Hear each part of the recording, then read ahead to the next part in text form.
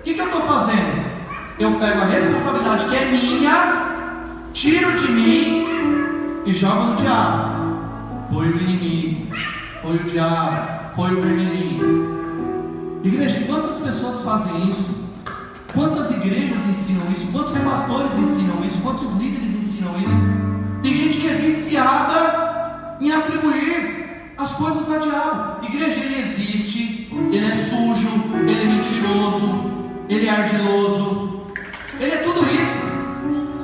Mas nós temos que entender que nós precisamos olhar um pouco para dentro. Olha para mim aqui, por favor, igreja. Precisamos olhar um pouco para nós. Eu falo sem sombra de dúvida, 95% dos desafios que eu encontro na igreja cabe a mim resolver. Eu não vou atribuir ao diabo. Pessoas já saíram da igreja por culpa minha. Pessoas não voltaram à igreja por culpa minha. Eu agi errado por falta de sabedoria. Quantas coisas na minha vida eu poderia ter feito diferente, mas é muito fácil eu não fazer a minha parte e atribuir ao inimigo.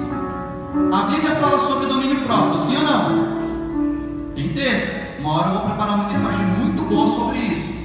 Domínio próprio.